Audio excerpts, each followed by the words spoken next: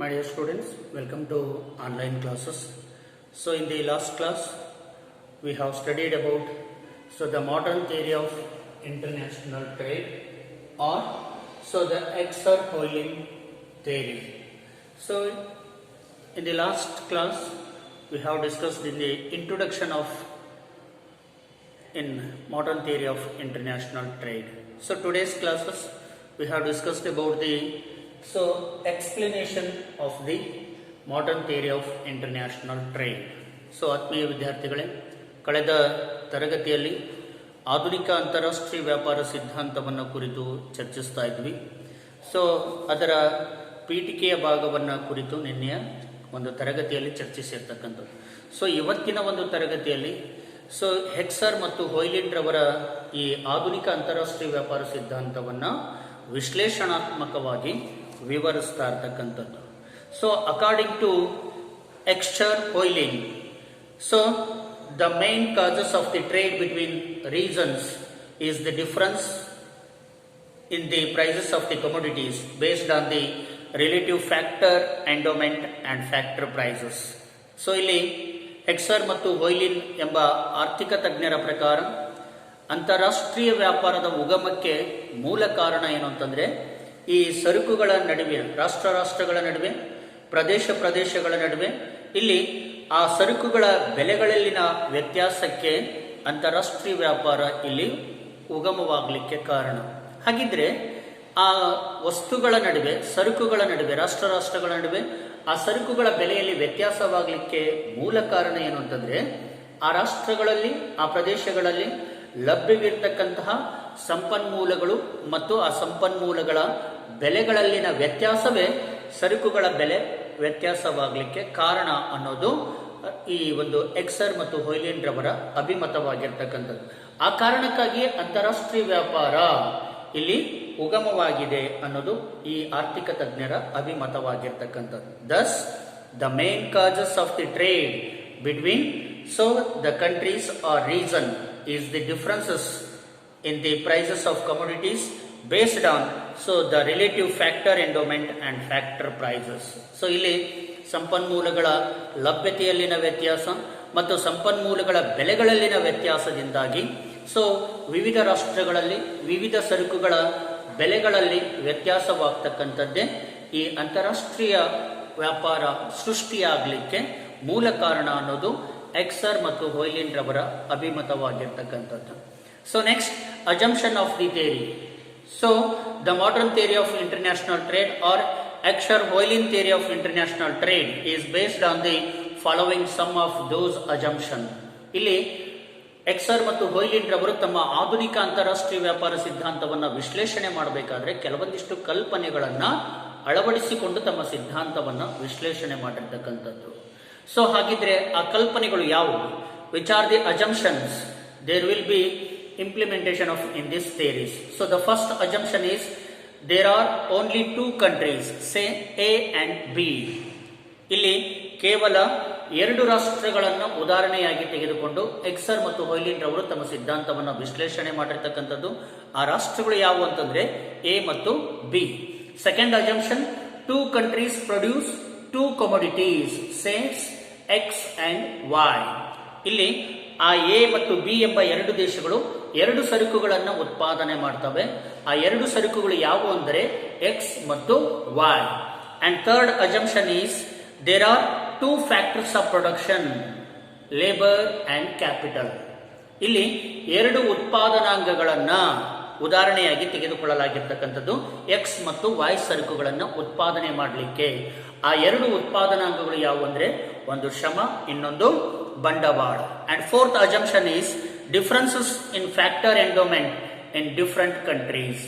ಇಲ್ಲಿ ವಿವಿಧ ರಾಷ್ಟ್ರಗಳಲ್ಲಿ ವಿವಿಧ ಪ್ರಮಾಣದ ಸಂಪನ್ಮೂಲಗಳು ಲಭ್ಯವಿರ್ತಕ್ಕಂಥದ್ದನ್ನ ನಾವಿಲ್ಲಿ ಕಾಣ್ತಾ ಇದ್ದೀವಿ. ಎಲ್ಲಾ ದೇಶಗಳಲ್ಲಿ ಸಂಪನ್ಮೂಲಗಳು ಒಂದೇ ಪ್ರಮಾಣದಲ್ಲಿ ಲಭ್ಯವಿರಲಿಕ್ಕೆ ಸಾಧ್ಯ ಇಲ್ಲ. ಸೊ ಹಾಗಾಗಿ differences in factor endowments in different countries, ವಿವಿಧ ರಾಷ್ಟ್ರಗಳಲ್ಲಿ ಸಂಪನ್ಮೂಲಗಳ ಲಭ್ಯತೆಯಲ್ಲಿಯೂ ಕೂಡ ವ್ಯತ್ಯಾಸವಿರುತ್ತೆ ಅನ್ನೋದು. And fifth one, there is a perfect competition market. So ಇಲ್ಲಿ ಪರಿಪೂರ್ಣ ಪೈಪೋಟಿ ಮಾರುಕಟ್ಟೆಯ ಸನ್ನಿವೇಶ ಇರುತ್ತೆ ಅನ್ನೋ ಒಂದು ಕಲ್ಪನೆಯನ್ನ ಮಾಡಿಕೊಳ್ಳಲಾಗಿರ್ತಕ್ಕಂಥದ್ದು. And sixth one, so there is a fully employment situation according to Exer and Hoylin. So in the economy, whole the economy, there will be existing fully employment situation. ಇಲ್ಲಿ ಎಕ್ಸರ್ ಮತ್ತು ಹೋಯ್ಲಿನ್ ರವರ ಪ್ರಕಾರ ಆರ್ಥಿಕತೆಯಲ್ಲಿ ಪೂರ್ಣ ಉದ್ಯೋಗದ ಸನ್ನಿವೇಶ ಕಂಡು ಬರುತ್ತೆ. And seventh one, there is no transportation cost. ಇಲ್ಲಿಯೂ ಕೂಡ ಸೊ ಆಧುನಿಕ ಅಂತಾರಾಷ್ಟ್ರೀಯ ವ್ಯಾಪಾರ ಸಿದ್ಧಾಂತದಲ್ಲಿ ಸಾರಿಗೆ ವೆಚ್ಚವನ್ನ ಪರಿಗಣಿಸಿಲ್ಲ. Eighth one, there is no changes in the technological knowledge. ಇಲ್ಲಿ ಕೂಡ ಎಕ್ಸ್ ಮತ್ತು ವೈ ಸರಕುಗಳನ್ನು ಉತ್ಪಾದನೆ ಮಾಡಬೇಕಾದ್ರೆ ತಂತ್ರಜ್ಞಾನದಲ್ಲಿ ಯಾವುದೇ ರೀತಿಯ ಬದಲಾವಣೆ ಇಲ್ಲ, ತಂತ್ರಜ್ಞಾನದ ಜ್ಞಾನದಲ್ಲಿ ಬದಲಾವಣೆ ಇಲ್ಲ. And ninth one, there is a free trade between two countries. ಇಲ್ಲಿ ಎ ಮತ್ತು ಬಿ ರಾಷ್ಟ್ರಗಳ ನಡುವೆ ಅಂತಾರಾಷ್ಟ್ರೀಯ ವ್ಯಾಪಾರ ಮುಕ್ತವಾಗಿ ನಿರ್ವಹಣೆ ಆಗ್ತಕ್ಕಂಥದ್ದು, ಯಾವುದೇ ನಿರ್ಬಂಧನೆ ನಿಯಂತ್ರಣವಿಲ್ಲದೆ ಮುಕ್ತವಾಗಿ ನಿರ್ವಹಣೆ ಆಗ್ತಕ್ಕಂಥದ್ದು. And tenth one, last one, the production functions of the two commodities have different factors, so intensities, labor intensive and capital intensive. ಇಲ್ಲಿ ಎರಡೂ ದೇಶಗಳು ಎರಡೂ ಸರಕುಗಳನ್ನ ಉತ್ಪಾದನೆ ಮಾಡಬೇಕಾದ್ರೆ ಒಂದೊಂದು ದೇಶಗಳು ಆಯಾ ದೇಶದಲ್ಲಿ ಲಭ್ಯವಿರತಕ್ಕಂಥ ಸಂಪನ್ಮೂಲಗಳ ಆಧಾರದ ಮೇಲೆ ಸರಕುಗಳನ್ನು ಉತ್ಪಾದನೆ ಮಾಡತಕ್ಕಂಥದ್ದು. ಒಂದು ದೇಶ ಲೇಬರ್ ಇಂಟೆನ್ಸಿವ್ ಗೂಡ್ಸ್ ಅನ್ನ ಪ್ರೊಡಕ್ಟ್ ಮಾಡಿ ಎಕ್ಸ್ಪೋರ್ಟ್ ಮಾಡಿದ್ರೆ ಇನ್ನೊಂದು ದೇಶ ಕ್ಯಾಪಿಟಲ್ ಇಂಟೆನ್ಸಿವ್ ಗೂಡ್ಸ್ ಅನ್ನ ಪ್ರೊಡಕ್ಷನ್ ಮಾಡಿ ಎಕ್ಸ್ಪೋರ್ಟ್ ಮಾಡ್ತಕ್ಕಂಥದ್ದನ್ನು ನಾವಿಲ್ಲಿ ಕಾಣ್ತಾ ಇದ್ದೀವಿ. So these are the assumption of the modern theory of international trade. And next, explanation of the theories. So Heckscher ಮತ್ತು ಹೋಯ್ಲಿನ್ ರವರ ಸಿದ್ಧಾಂತದ ವಿಶ್ಲೇಷಣೆಯನ್ನ ನಾವಿಲ್ಲಿ ವಿಶ್ಲೇಷಣೆ ಮಾಡ್ತಾ ಹೋಗ್ತಕ್ಕಂಥದ್ದು. So the Heckscher Ohlin theory is explained in terms of two definitions. ಇಲ್ಲಿ Heckscher ಮತ್ತು ಹೋಯ್ಲಿನ್ ರವರ ಸಿದ್ಧಾಂತವನ್ನ ಎರಡು ವಿಧಗಳಲ್ಲಿ ವಿಶ್ಲೇಷಣೆ ಮಾಡತಕ್ಕಂಥದ್ದು. So the first method is factor abundance in terms of factor prices and second one is factor abundance in physical terms. ಇಲ್ಲಿ ಎರಡು ವಿಧಾನಗಳಲ್ಲಿ ಎಕ್ಸರ್ ಮತ್ತು ಹೋಯ್ಲಿನ್ ರವರ ಸಿದ್ಧಾಂತವನ್ನ ವಿಶ್ಲೇಷಣೆ ಮಾಡ್ತೀವಿ. ಒಂದು, ಸಂಪನ್ಮೂಲಗಳ ಒಂದು ಲಭ್ಯತೆ ಮತ್ತು ಆ ಸಂಪನ್ಮೂಲಗಳ ಬೆಲೆಯ ಆಧಾರದ ಮೇಲೆ ನಾವು ವಿಶ್ಲೇಷಣೆ ಮಾಡ್ತಾ ಇರ್ತಕ್ಕಂಥದ್ದು. ಹಾಗೆಯೇ ಇನ್ನೊಂದು, ಸಂಪನ್ಮೂಲಗಳ ಭೌತಿಕ ಪ್ರಮಾಣದ ಆಧಾರದ ಮೇಲೆ, ಸಂಪನ್ಮೂಲಗಳ ಭೌತಿಕ ಪ್ರಮಾಣದ ಆಧಾರದ ಮೇಲೆ ಎಕ್ಸರ್ ಮತ್ತು ಹೋಯ್ಲಿನ್ ರವರ ಸಿದ್ಧಾಂತವನ್ನ ವಿಶ್ಲೇಷಣೆ ಮಾಡ್ತಕ್ಕಂಥದ್ದು. ಹಾಗಿದ್ರೆ ಮೊದಲನೆಯ ವಿಧಾನದ ಒಂದು ವಿಶ್ಲೇಷಣೆಯನ್ನ ನಾವು ಗಮನಿಸ್ತಕ್ಕಂಥದ್ದು. So the first method, analysis of the modern theory of international trade. So the factor abundance in terms of factor prices.